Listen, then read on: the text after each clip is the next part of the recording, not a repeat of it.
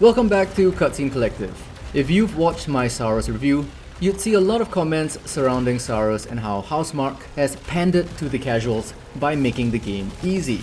Well, Saros is a much more forgiving game by design. But we are going to change that by walking you through the Carcosan Modifiers you can toggle on for an experience more in line with Returnal. No spoilers here.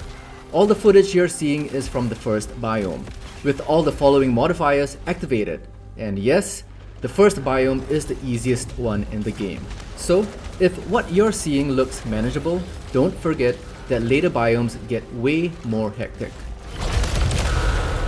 Think of Saros' Carcosan Modifiers as a custom difficulty dial, a set of conditions you apply before a run that make the game significantly more punishing. You unlock access to all of them after at least one complete playthrough. Here are the 5 negative modifiers, or trials as they are called, that you can activate before a run to make it play more on the level of Returnal. Number 1. Turn off the second chance mechanic to only have 1 life throughout your run. Once you're dead, you're dead. This is the default Returnal experience. Yes, in Returnal, you could basically have 2 extra lives per biome, but that was RNG based. Now, you don't even have that. Happy? Number 2.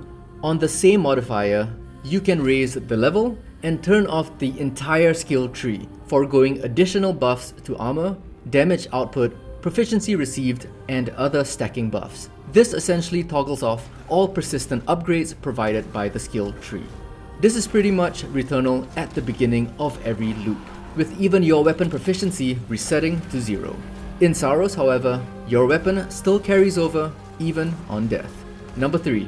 There are also 2 modifiers to tweak enemy encounters. One makes general enemies more aggressive, and the other makes alpha type enemies more aggressive. You'll know they are alpha enemies because they usually are a little bigger, have special attacks, and have a little crown icon next to their health bar. What are the effects of these modifiers, you ask? Well, I feel these make the intervals between attacks shorter, putting more projectiles on screen, making enemies pounce and get in your face a lot more. There definitely seems to be more pressure and less time to breathe, but I wouldn't say it's suffocating. Returnal vets like you will eat these enemies for breakfast, lunch, and dinner. Number 4. But if that isn't enough, you can always turn up the damage received, as well as raise the amount of corruption received during an eclipse. Corruption is of course received from yellow projectiles that can lower your overall integrity, which is essentially your health. Fun times. Number 5.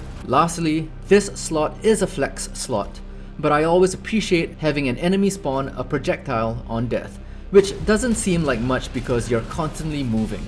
But you don't know how many times this single projectile has hit me in all the chaos. And with so many enemies on screen, it all starts to add up.